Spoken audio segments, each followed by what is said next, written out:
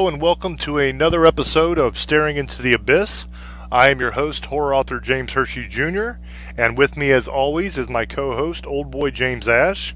And tonight on the show, we are doing a very cool thing. We're going to be talking about Amityville. We're going to be talking about what actually happened at Amityville. And we're also going to be probably talking about some of the movie adaptations and stuff like that if we have time later on. So first of all, let me say hi to Old Boy. How you doing, brother? Pretty good. How you doing, bro? I'm good. What I think we're going to do is I'll give a basic overview of what Amityville is for anybody that doesn't know. I guess you'd have to really be somebody that was living underneath a rock in the middle of the rainforest if you don't know what Amityville is, but who knows? There might be somebody out there who doesn't. So, basically, Amityville is a house that is on Long Island in New York. It was the scene of several different murders, and it is extremely haunted. Some say by demons, some say by the ghost of the dead. The first murder was on November 13th in 1974, and Ronald DeFeo Jr., he killed his whole family. There was 6 of them, and it was pretty bad.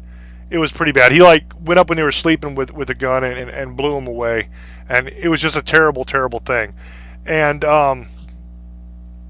he was convicted of second-degree murder, I believe, in 75, and then in December of 75, I think it was like about a month after DeFeo was actually convicted. George and Kathy Lutz moved into the house, and they had 3 kids. And they stayed in the house for just under a month. It was, I believe, it was 28 days that they actually stayed in the house before they took off. And when they left, they didn't take any of their stuff or anything. They just bolted out of the house, and they actually sent movers into the house the next day to gather their belongings. And the movers didn't report any activity at all. They said it was just a normal thing. It was no big deal. But there was a whole bunch of different stuff that happened in the house while the Lutzes were there. And they moved in, like I said, in 1975. And when they moved in, an interesting thing about it was that most of the furniture and stuff that was in the house belonged to the DeFeos, because when the Lutz family bought the house, it was one of those deals where I think they bought it for a really cheap price, like 80 grand or something like that. They got the place, and they got a real good deal on it, and they paid an extra $400 to get all the furniture and everything that was left in the house after the murders. And so they basically bought it furnished for another, additional $400. And some people say that maybe that's the reason why that they had so much paranormal experiences there and so much activity, was because the furniture was all still there. I mean, I'm sure that the crime scene people cleaned up after, but anybody that's ever dealt with blood knows that you're never going to get it all. It'll soak through the carpet, into the hardwood flooring, or into the subfloor. There's always going to be blood that remains behind. The only way to get rid of it is literally to take the house down to the studs in the area where the blood was and rebuild it. So you had blood there, so that could be a potential for, a source for the haunting. But most experts agree that the activity that goes on in the Amityville house is not regular ghost activity, but instead it is demonic activity. There's people that claim that the Amityville house is a portal for demons to come through. I would assume from hell, because that's where demons, kind of hang out. So we don't really know for sure. But when you look at a lot of the stuff that happened in the house, I would say that most likely demonic would be a good guess. They moved into the house, like I said, and for the first little bit they were in the house, it was normal. There was nothing going on. It was just a house, and they didn't have any problems. But a friend of theirs had heard about what had happened in the house and heard about the DeFeo murders. And so he decided it would be a good idea to have the house blessed. And the Lutzes at the time, they weren't, real religious people, but they figured, it couldn't hurt nothing. And their friend was rather adamant and kind of freaking out about it. So they, to soothe him and just to, just for good luck or whatever, they said, fine, we'll go ahead and get this place blessed, no worries. So they called a priest, and the priest came over, and they called him Father Ray, is what they called him. In all the movies, they called him Father Mancuso, I believe it was. I think Mancuso was Father Ray's last name. But anyway, well, I'll just call him Father Ray because that's easier for me. They called this guy Father Ray and this preacher, and he went there to bless the house. So he goes in, and as soon as he starts throwing out the holy water and doing the blessing, he hears this really loud and deep demonic sounding voice. And you see this in the movie if you watch the movies. You hear this voice say, "Get out!" Right? That scary "get out." So that thing that they took from the movies actually comes from what actually happened there. That's what the priest heard when he started the blessings. He went ahead and blessed the rest of the house. And as he was leaving, he did not tell the Lutzes about the voice that he heard and what had happened. But what he did was he told them to try to avoid the room that he had heard the voice in. He didn't tell them why to avoid it. He just said, avoid that room if you can. Don't go in there and don't mess around in there. And that room was actually the bedroom of the DeFeos, of the mother and the father. And that was the room where he had heard that "get out" voice. So he bailed out, and after the blessing was when a lot of the paranormal activity actually began in the house for George and Kathy Lutz, which is kind of an interesting thing that the house was quiet when they first moved in. But it wasn't until the priest actually blessed the house that either the demons woke up or the demons became active, so to speak. The room that was the bedroom that he told them to stay out, they were planning on using that room. Kathy was, at least the wife, was planning on using that room as a sewing room. So it wasn't that big of a deal for them. And following the visit to the house, Father Ray, he got a really high fever. He got really sick, and he started getting blisters on his hands. And the blisters were really similar to stigmata. For those that don't know what a stigmata is, that's when your body takes on the wounds of Christ. So you end up with holes in your hands that are real bloody, that look like the puncture wounds that Christ had on his hands. And in a lot of cases, you'll have the holes in the forehead from the crown of thorns, and the holes in the feet even occur once in a while. But usually it's just the holes in the hand that take place in a stigmata. So he had the wounds of stigmata as well after the visit to the house. And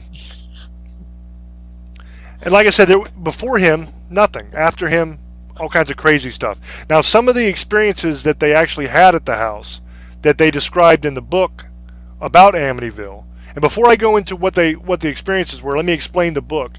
The book was written based off of tapes that were done by the Lutzes. So basically, somebody interviewed the Lutzes. I'm not sure if the author interviewed them or if he had somebody interview them, or maybe the police interviewed them and he got the tapes. I don't know how that worked. I'm not sure.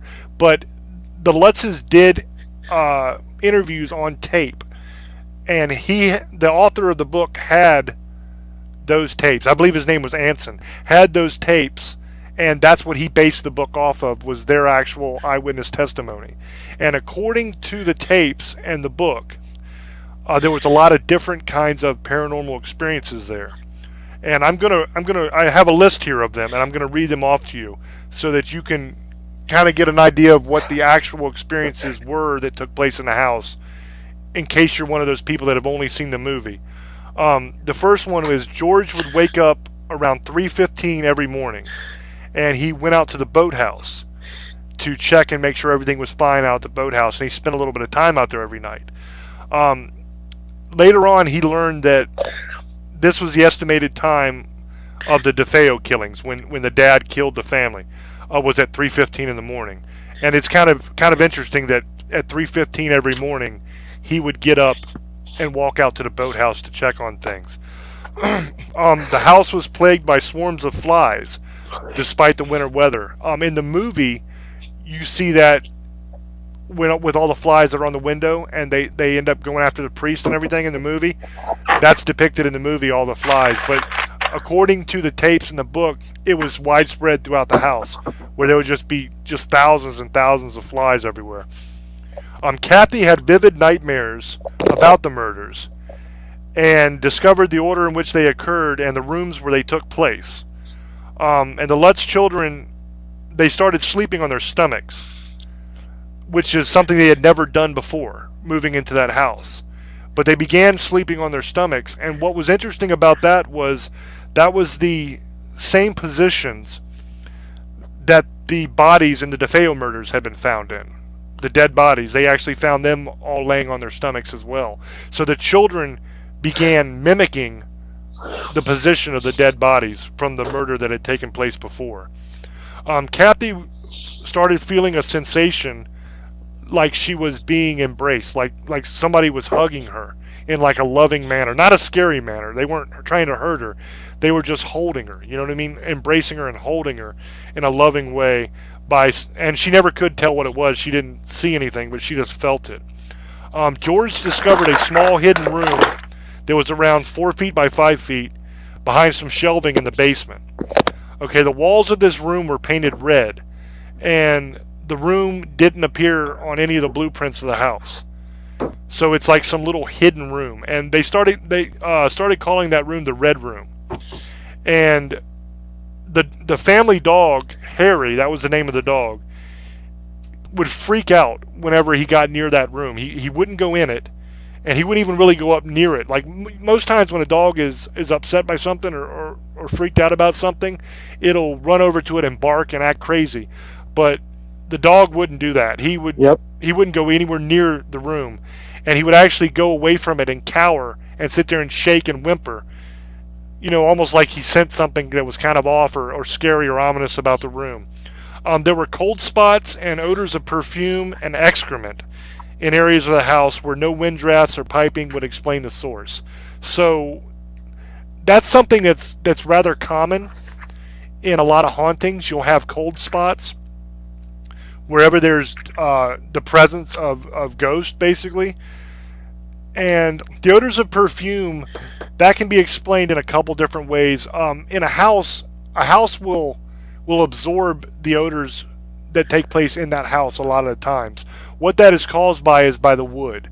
Especially if you have like hardwood floors or wood paneling or something like that, it'll take on the smells that are in the house because it actually absorbs into the wood.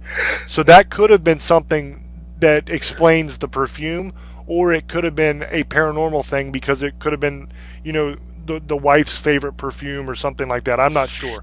But the excrement, which is, for those who don't know, that's fecal matter, poop. The excrement, that smell, to me is very interesting, and that really says something to me, because we talked earlier about whether it was a paranormal thing where you had ghosts or whether it was demonic. Now, the smell of excrement, that is a very strong indicator that you're dealing with a demonic presence. You're going to smell excrement, you're going to smell sulfur, okay?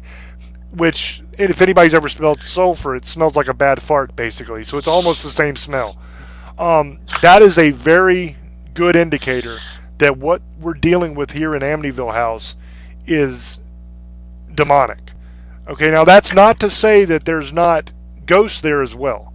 There very well could be a paranormal element as well that has, you know, with ghosts of the children or ghosts of the wife, or maybe ghosts of something that lived before then in the house. Who knows?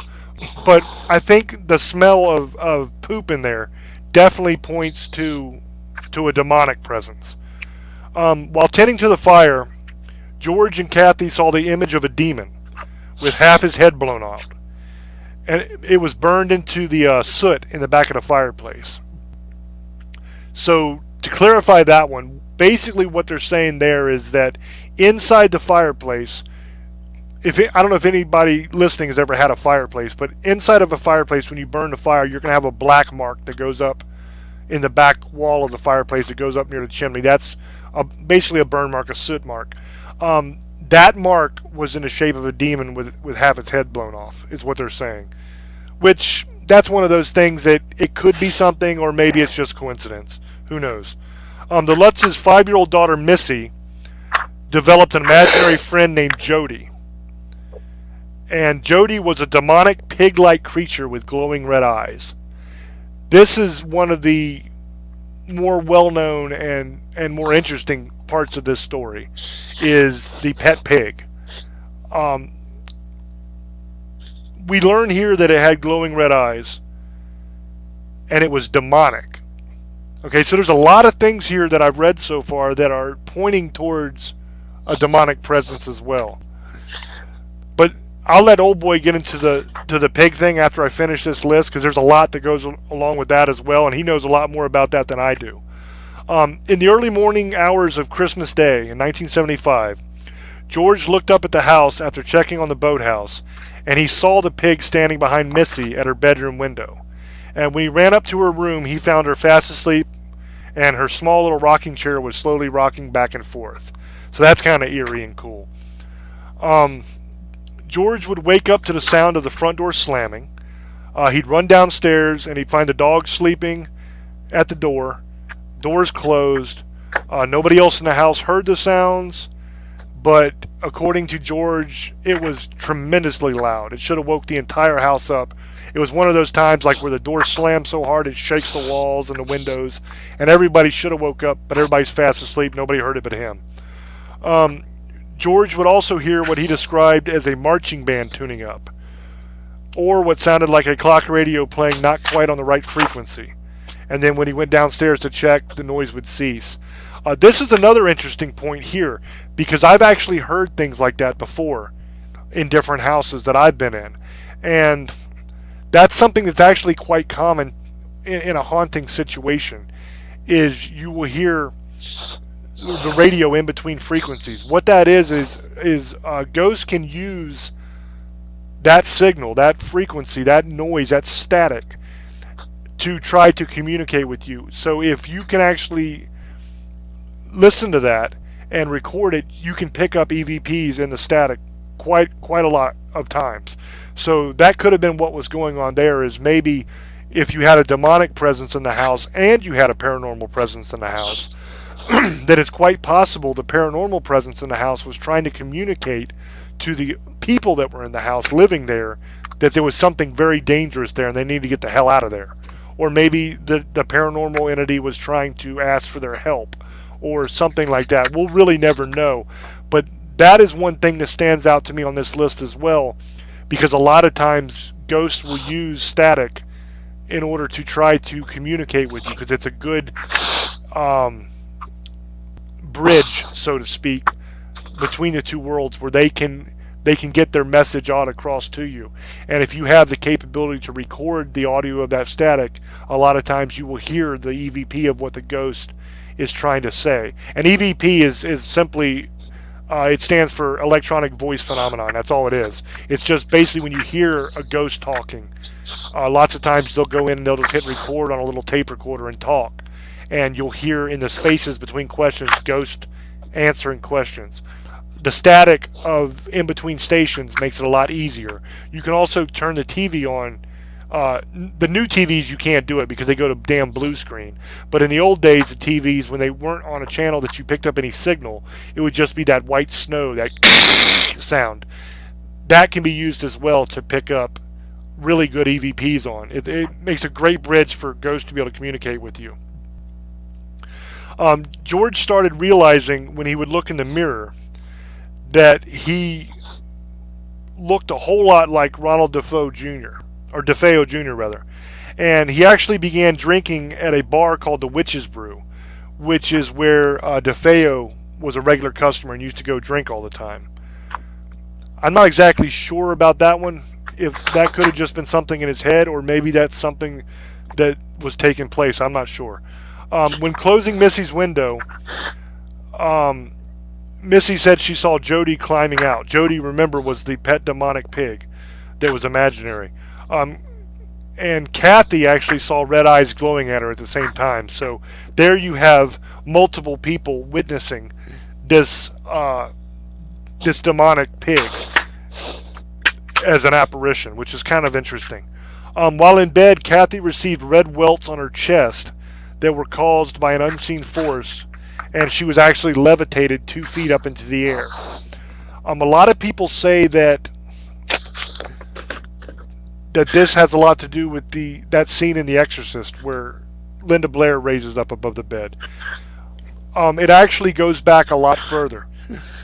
It is a common theme in exorcism cases for the person who is possessed to levitate off the bed. That's something that happens quite often in these cases. So if you did have a demonic presence in the house, then it would make sense. You know what I mean? Maybe that demonic presence was trying to possess Kathy to make her do whatever it wanted her to do. Maybe it was trying to make her be the one that killed everybody this time. Or maybe it was trying to possess her husband to kill everybody, and it was only trying to make it so she didn't go anywhere and just laid there and accepted death, basically. But this is another case of something that she couldn't see that was physically interacting with her. Locks, doors, and windows in the house were damaged by an unseen force. This is seen a lot of times with poltergeist activity. Poltergeist activity takes place usually in a textbook case of poltergeist activity. It is a ghost that is very, very powerful, or a ghost that has reached a point of severe desperation and just has nothing else to lose and just gives everything it has. You know what I mean? They're rather dangerous, and most of the time ghosts can't actually interact with the physical world. You know, you can see them, you can hear them, but it's not like they can touch you or touch something else. You know, demons can. Demons can touch you, they can touch other things, they can break things, they can throw things, they can do a lot of stuff like that. And some of the times when you have a poltergeist case, it's actually a demon that is doing the poltergeist activity, and it's just mislabeled. You do have, some cases of poltergeist activity that are not demonic, but I think a lot of the times when you have poltergeist activity, there's a good chance that it's demonic activity as well. So that could very well explain that. Or it could be paranormal activity of whatever entity is in the house that is trying to warn these people to leave because of what the demonic entity is doing or going to do, and they're simply not listening. So it gets desperate and is trying to scare the people away. That's a possibility as well. Cloven hoof prints attributed to an enormous pig appeared in the snow outside the house. That happened on January 1st, 1976. I would imagine that came from the pet pig that they were talking about, Jody, the demonic pig. This is one that's really neat to me, I think, is green gelatin-like slime oozed from the walls in the hall, and also from the keyhole of the playroom door in the attic. We all remember the iconic scene in Ghostbusters where Slimer comes flying and slimes Bill Murray's character, and also the librarian slimes them in the library. That slime is ectoplasm. That's something that has actually been reported to have really taken place when ghosts come in contact with people. It's something that isn't something that happens all the time. It's actually very rare to happen, but it has been reported to happen. So that very well could have been what that was, or maybe it's just some kind of manifestation that the demonic entity was doing. I'm not sure. A 12-inch crucifix that was hung in the living room by Kathy revolved from the normal position until it was upside down, and it started giving off a really, really disgusting sour smell. That to me is another indication of demonic activity. George tripped over a 4-foot high China lion ornament in the living room. And after he tripped over it, he found bite marks on one of his ankles. So basically what they're saying here is that this China lion ornament bit him, tripped him and bit him. Later on, that same lion reappeared in the living room, because after that had happened, George moved it upstairs into that sewing room, the one that the priest told him to stay out of. He moved it back up there because he didn't want it in the living room where he could trip over and get bit again. He thought it was kind of weird and freaky, so he tried to get rid of it and took it upstairs, and it actually reappeared back in the living room later. George saw Kathy transform into an old woman of 90, which is kind of cool. She had like wild hair. It was really white. Her face was all wrinkled, and she had like saliva dripping from a toothless mouth. I'm not sure whether that actually happened in reality or if that's just something that he saw in his mind. Most likely it's something he saw, but not something that actually happened, because that's kind of, I don't know, to me it's kind of unbelievable to think that somebody transformed into an old woman and then transformed back. But it's very believable to think that he had a vision of that, or I can't think of the word I'm trying to use right now. My mind is blank. That he saw it, but it didn't actually exist. Missy would sing constantly while in her room. Whenever she left the room, she stopped singing, and then when she went back in the room, she would resume singing where she left off. This most likely has something to do with behavior that the DeFeos did in the house. You know, whoever's room that was, if it was one of the children's rooms, most likely that kid sang in there all the time, so she was singing the same song. That would be my guess. On one occasion, Kathy heard what sounded like a window being opened and then closed again through the sewing room door, even though there was nobody that was in the door. She figured something was wrong, and they couldn't really explain it rationally, so they decided to do another blessing of the house. And instead of calling the priest back, they decided they were going to do it themselves. So George held a silver crucifix, and him and Kathy both recited the Lord's Prayer in the living room. And according to George, he heard a chorus of voices yelling at them, saying, "Will you stop? Will you stop?" That's what George says happened when they did the second blessing. In mid-January in 76, they attempted another house blessing that was done by George and Kathy again. And after that final house blessing, things really ramped up. And that ended up being their final night in the house. They never did really explain what happened that night.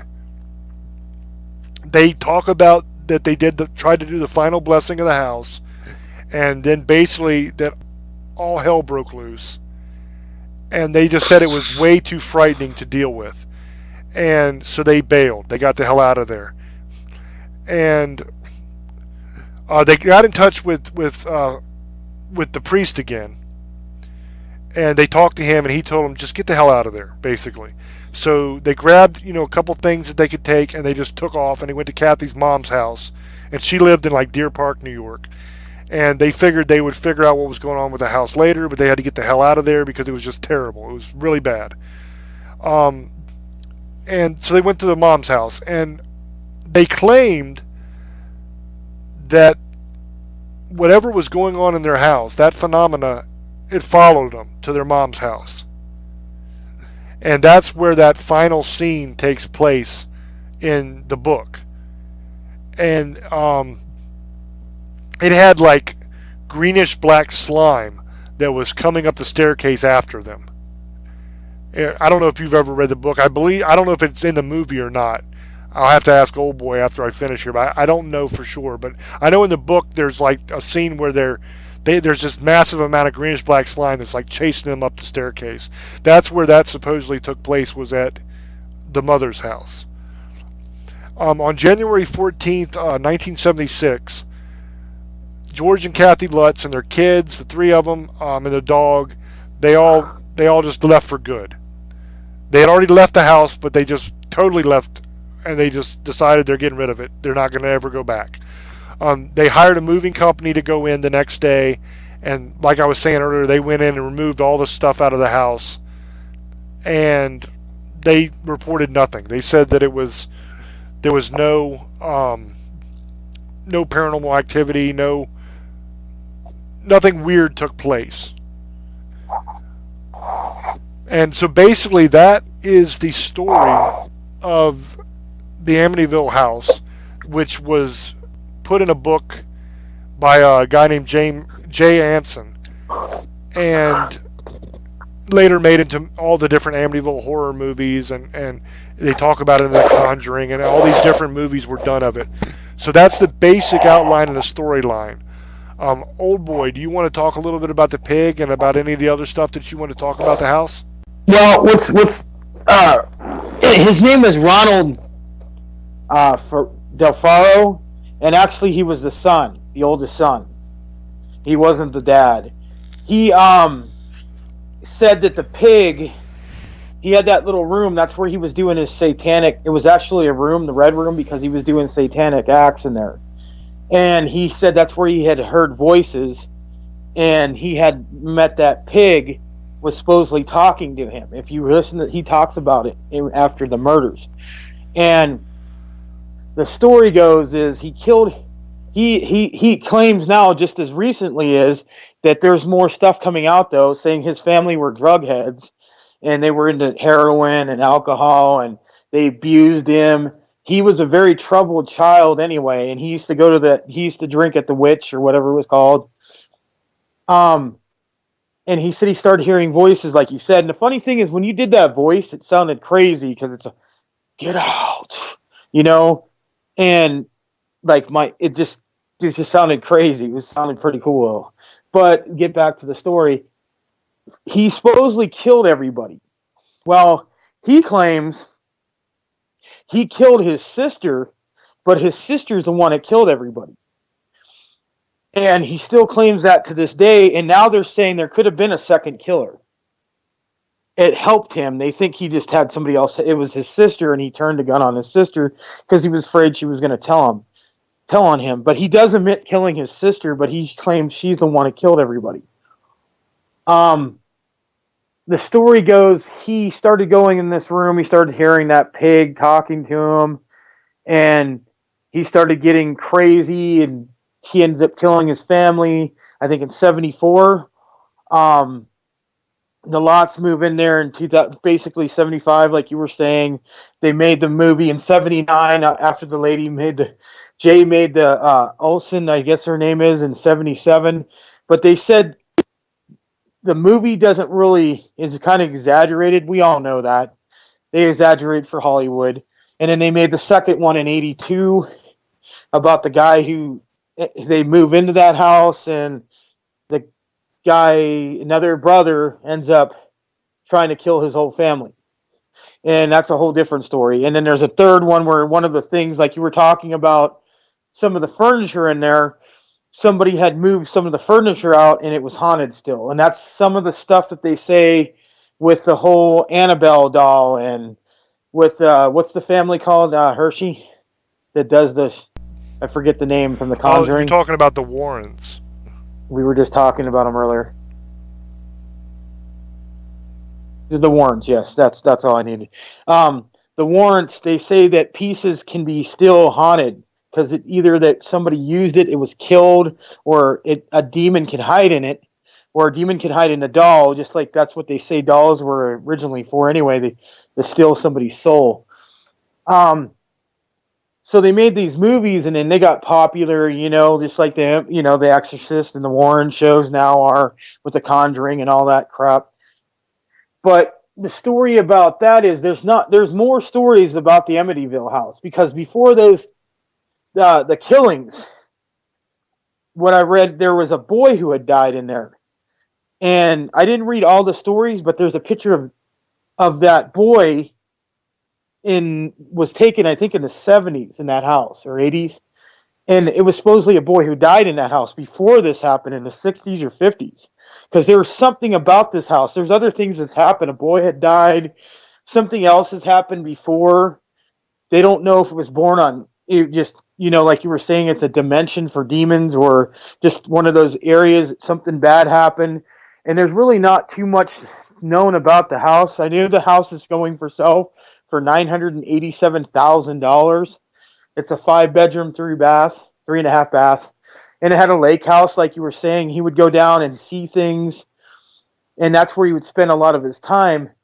But he said he could start looking like Ferraro and started acting like him. And he started, like, they did the movie in 79, and they redid it with Ryan Reynolds in 2005. And he was doing the same thing. He would go and cut wood, and he'd think about killing his family because it was making him crazy.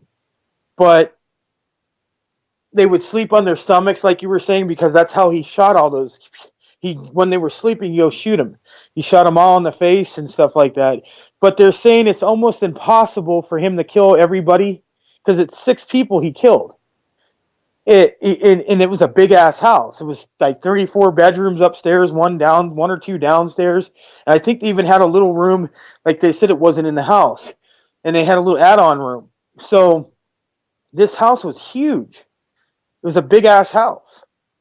And I think it was in Rhode Island. It wasn't in New York. I think it was in Rhode Island. No, it was I don't Long know Island. for shit fact. Long Island, New York is where it was. There is some stories that they kind of Long Island. Long Island, no, I thought it was in Rhode Island. It's same next to each other. But they said that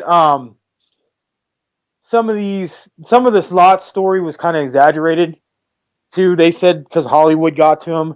But they were saying it like you were saying, you could hear loud noises. And the kids, if you saw the movie, he got his hand slammed by one of the windows. And then he pulled it out, and then it just went away. I saw the story in the documentary of that kid saying when he got his hand slammed, he's one of the kids, one of the lot kids. And he said that some of the stuff that was going on there, like he got his hand slammed in the window, they pulled it out, there's blood everywhere, and then it went away. And like windows would shut, things would happen after that priest came in. The priest supposedly got sick and almost died. And he told him to get out of that house. They exaggerated on TV, like I said, movies exaggerate everything. But they've made like 4 or 5 movies, all kinds of shit about this the Amityville story. And it's very intriguing. I've always loved it. It's because it could be true, a lot of this. I mean, the murders really happened and people have died in that house even before that.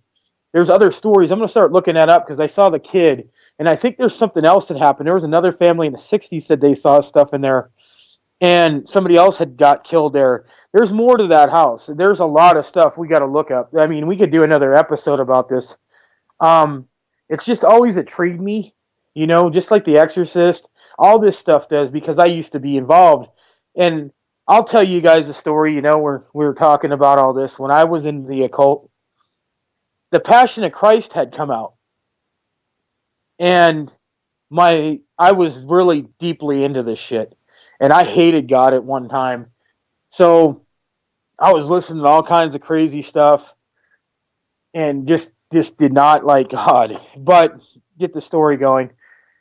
One night, my ex-wife had got tickets to The Price is Right. She went down to LA. So I lived about 90 miles away or 80 miles, whatever. My mom had brought me over The Passion of Christ. My mom is a reverend. And she started blessing my house because she knew I was involved in stuff. But my mom I'm her son. She preached to me and stuff like that. But I was lost for a while. And I watched that movie, and that was a big mistake in that house because I don't know, somebody cursed me or something was in that house. I was by myself. I remember waking up, going outside, going back into my house,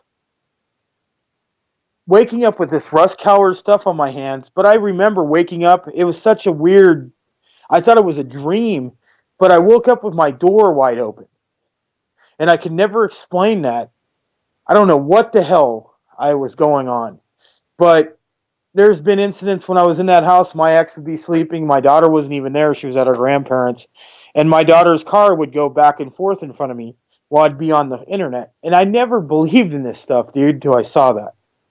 And this shit is real. And I believe it. And I don't know how or why would I even stay in a house like that if something was telling me to get out or saying to kill people. And I just don't understand why I would have got out, because it only took me about 6 months and we got out of the house. We had stuff happening like that. That's why I'm telling this story. It isn't about, the Amityville, but I've had that stuff happen in my past. So not as extreme, but it started getting pretty bad. I'd see things, I'd start feeling sick. Bad things would happen. When you mess with stuff like that, bad things happen. And I could believe all that stuff probably happened, probably exaggerated. Don't get me wrong, but a lot. But now what that guy did, Ferraro, his nickname was Butch too. I think that he wasn't lying. I think he was something wrong with him. I think that they're saying there's more than one killer. I think that he lost his mind. I think that something was in that house, because there's just too much stuff that's been said about that house. And you get an eerie feeling anyway. People say they drive by that house and feel like they're getting watched. And if I look at real pictures of that house, it just gets an eerie feeling. It looks like a picture of, like, looks like the house looks like two eyes anyway. That's how I promoted this show. And sorry guys, we came on late because of the weather. I had got an hour late. Sorry if you guys are missing it. You guys just re-listen to it. But I apologize. My fault. That house just eerie. Anything about that house, I never really liked dealing with that. I didn't like. It took me a long time to watch The Exorcist, and people, oh, you love horror movies. The reason why it took me a long time to watch The Exorcist, because I've dealt with stuff like that, and I used to be able to sleep. Like some people say that, the Insidious movies. I could do that. People think, oh, you're crazy. I could see myself sleep and I've been attacked by things. So those movies just kind of like, in The Exorcist, people died making that movie. That's the truth. And I finally saw it, and now it doesn't bother me. But I will tell you this: me and Hershey have been on shows, and we've heard things breathing. We've heard, when we had April Roan, we've heard people talking. When I was talking about my past, I would feel things like would interrupt our signals too, and Wi-Fi. So, and earlier when he was talking, when he was talking didn't like what he was talking about. So I feel that's just me, and I just didn't want to say nothing to Mr. Hershey. But there's other things than just people who listen to the show. There's some things that like to listen to that's not of this world. People are going to think I'm crazy, then that's fine. I don't really care. You believe whatever you want. Believe in unicorns for all I care, that dance on rainbows. But other than that, I believe this stuff. I've always been intrigued with it, and that's why I wanted to do this story. And I let James, usually James always does a good story, so we let him go so that I get to talk after. That's how we do our show. And I think we got a little bit of time left. What time? Yeah, we got about 15 minutes. One thing I'd like to touch on real quick in the time that we have left, I think we got about 50. is we talked earlier about it being a portal for demons, possibly. I kind of want to go into that a little bit more, because unless you're involved in this field, a lot of people don't really understand what that means. I mean, they know what a portal is. That's pretty obvious. But there are certain spots, we'll just call them hot spots, just for simplicity's sake, there are certain hot spots where it's easier for not only demonic entities but regular ghost and paranormal entities to cross over to our realm. Um, a good way to understand this concept is we are in this dimension and the dead are in a parallel dimension and they are side by side with us, and there are some points on the planet where that separation is a lot thinner, and that enables them to cross over a lot easier.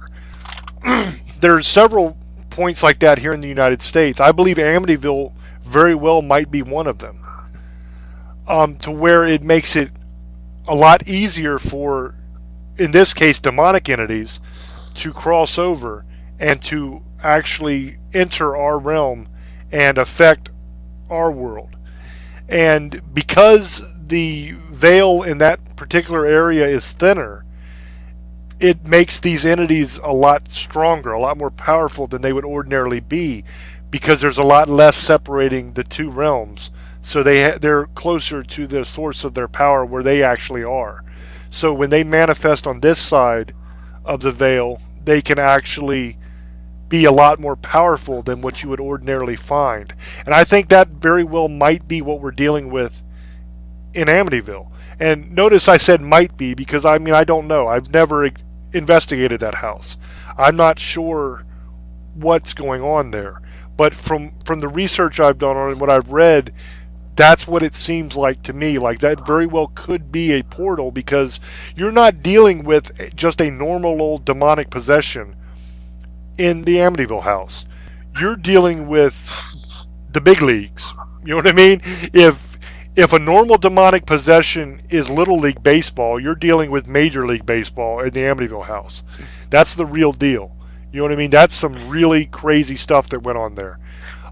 If everything that was in the books is to be believed, then you're talking all-star game kind of crazy. If it's a little bit exaggerated, which I tend to believe a lot of times this stuff is exaggerated, and sometimes it's not purposely exaggerated. Sometimes it's exaggerated simply because you are in a very emotional state when you're recounting what you experienced. That's a no-brainer. That's obvious, because basically if the stuff that happened in that house happens to you, and I don't mean to be crude or crass here, but if that kind of stuff happens to you, you're going to be scared shitless. I mean, I would be. I'm a big, giant, scary guy myself. You know what I mean?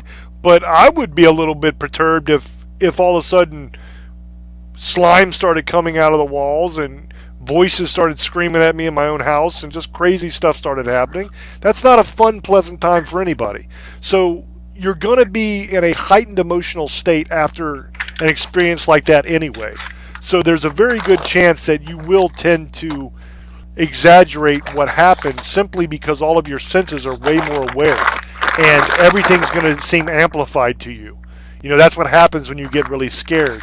So it's natural to have some exaggeration, but even if it's half of the stuff that, you know, happened at that house, even if it's half as bad as they said it was, that's still really, really bad. So that leads me to believe that we might be dealing with a situation in Amityville where there is a portal there. There is a hot spot where the veil between realms is a lot thinner than in other places.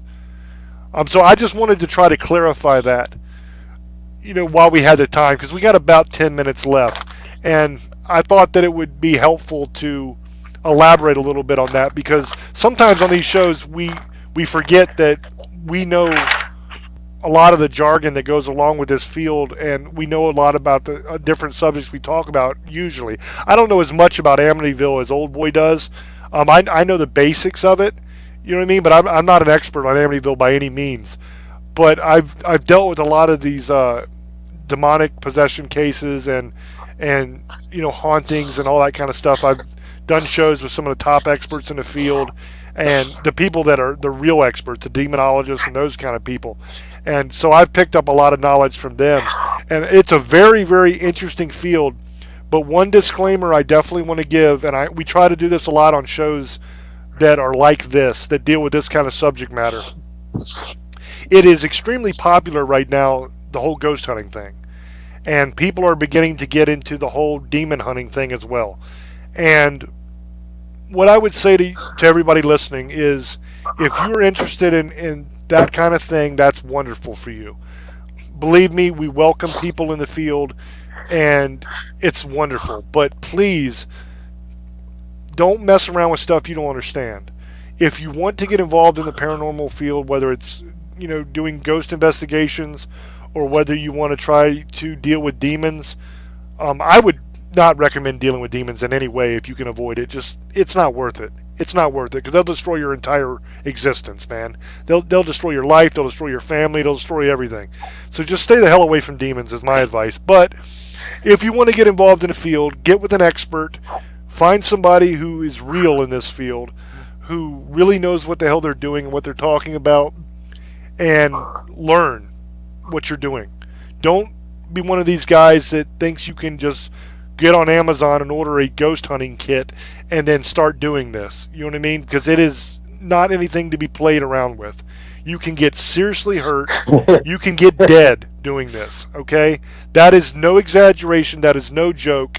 You can die messing around with demonic entities and with poltergeists, with all these things. It is very, very real, and it is very, very dangerous. So please don't try this at home. Okay, that's the little waiver you always give to people, the warning. Don't try this at home. If you're going to get involved, find somebody who knows what they're doing, and get them to help you out. That's about close to all the time we have. I'm going to throw back to Old Boy and let him do some shout outs, and then I'll close up the show. So, Old Boy, if you want to go ahead and do your shout outs. Yeah, I'm going to give a shout out to STX Media, like always. Sal, awesome director, movies. Another shout out to Jason Westenberg and Last Call Clothing. Thanks for the shout out you gave us. Shout out to Kevin at Sweet Frog, the manager. Thank you, bro, for listening to us. Hopefully, maybe you can actually one day sponsor us. Another shout out to Tony Nine Fingers from the Dorkening. Used to be on the show. Miss you, brother. Hope you have a good day. That's about, and thanks to all our wonderful listeners, listen to all us talk and run our mouths. Like tomorrow, we're going to be on We're Screwed. Check it out at 5:30 Pacific time. Me, Hershey, and Ant-Man should be back, and we'll have something to be pissed off about and probably piss people off. But that's all I got to say. Love you guys. Keep listening. All right, I'd like to give a shout out first and foremost to Valley Vapors in Woodstock, Virginia.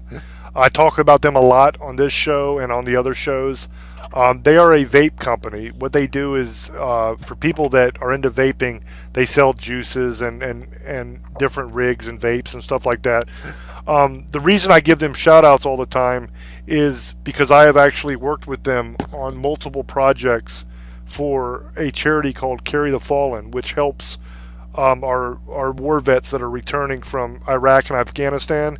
It helps them with their PTSD and their really bad injuries and stuff like that. It does a hell of a lot to help our troops and our guys coming home. And that's something that is very near and dear to my heart. And I try to do a whole lot to help our vets out. And they do a tremendous amount. And one of the co-owners of that establishment is a gentleman named Andy Springer. He was a sergeant in the Army. He actually fought over in Afghanistan and Iraq. And he is one of the owners of the place. And through him, I was able to get in with Carry the Fallen and do a lot of good work to help a lot of vets.